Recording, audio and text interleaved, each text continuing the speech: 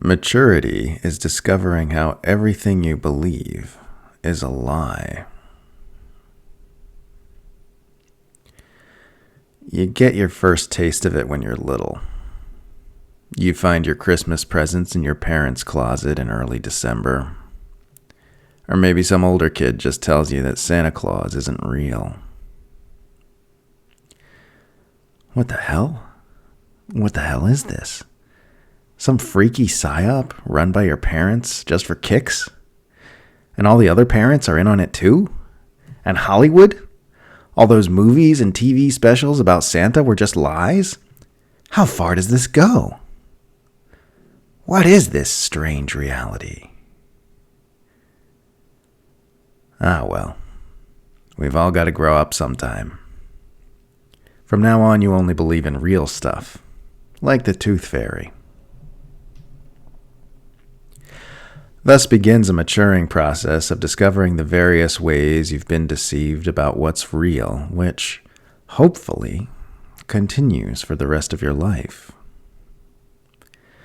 When you get a bit older, you might start gathering information which causes you to realize that some of the people in your life might not have been telling you the truth about some things. Soda and pop rocks can't really cause a dangerous explosion. Your 11-year-old friend probably hasn't boned every girl in class.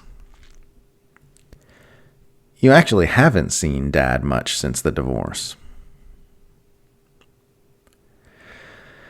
And that's usually about as exciting as it gets for a while, because you're a young person trying to learn how to function in the world, and you can't really learn if you believe everything you're being taught is a lie.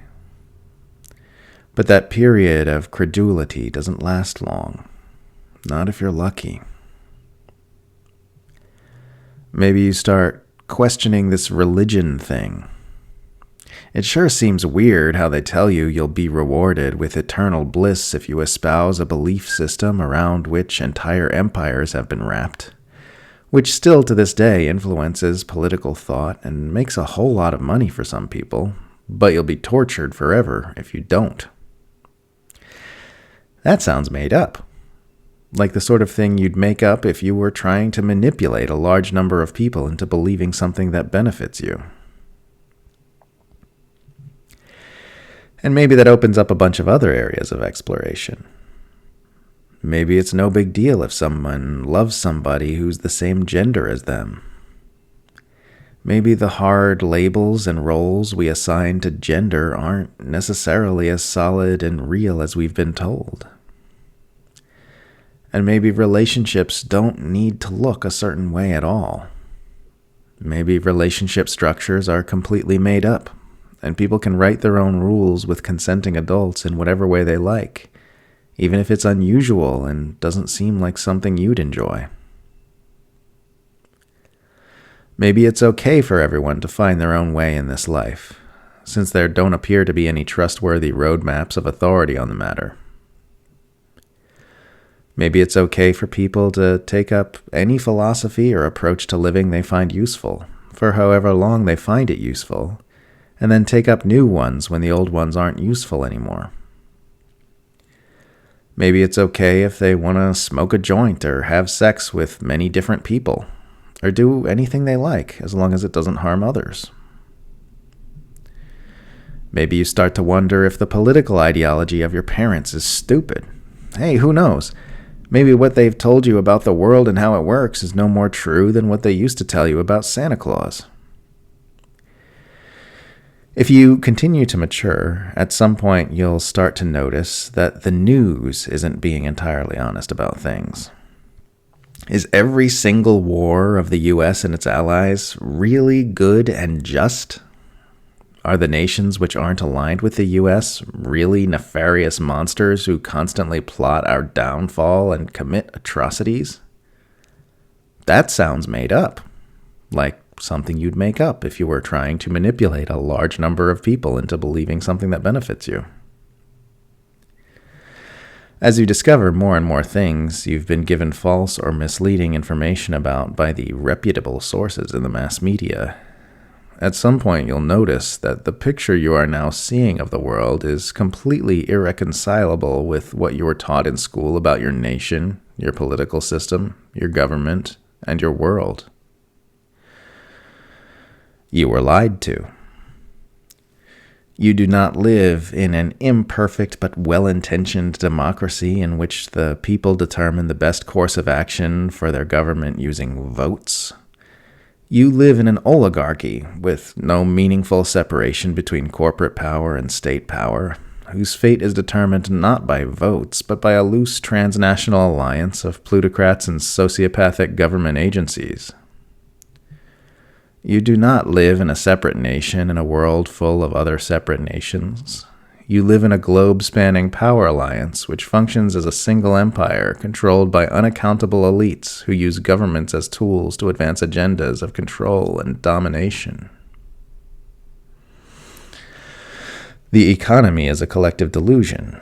Money is a conceptual construct that's only as real as we all agree to pretend it is. All the written and unwritten rules which govern our society are made up, and if enough of us wanted to, we could simply make up new ones. All the stories about what our world is and what it should be are constructs of the human imagination, and we are free to collectively reimagine or simply dispense with them if we collectively choose to do so. As you uncover more and more lies and mature even further, you start getting curious about what other beliefs in your head are false. Beliefs about life itself, beliefs about society, beliefs about your loved ones and your relationships, beliefs about yourself. Maybe you begin unearthing beliefs you didn't even know you'd had, that had been lurking in your subconscious mind, pulling the strings of your life from behind the scenes. Beliefs like, the world is a dark, scary place, or life is supposed to be hard, or I have to stay in this marriage because I promised I would, or I have to maintain a relationship with my mother even though she's horrible to me, or I don't deserve to be happy, I am disgusting, I am ugly, I am unworthy, I am unlovable. And maybe you start changing your life so that it aligns with what you know to be true instead of with your old false beliefs. Maybe you find love. Maybe you quit your awful job and take a chance on something you enjoy. Maybe you leave your unfulfilling marriage. Maybe you begin creating a whole new life based on truth and consciousness. And maybe, just maybe, at some point you discover that even the thing you take to be you isn't real.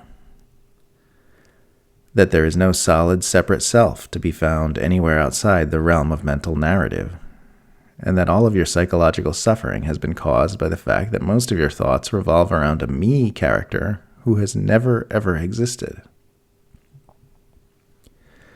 Maybe you discover that separation itself is a lie that is only given the illusion of reality by belief in mental labels, and that beneath the false narratives of the labeling, dividing mind, it's all one.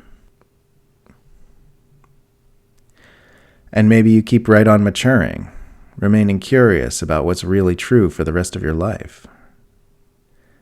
And the more clearly and truthfully you perceive what's going on in yourself, your life, your society, and your world, the more efficaciously you are able to move through it all.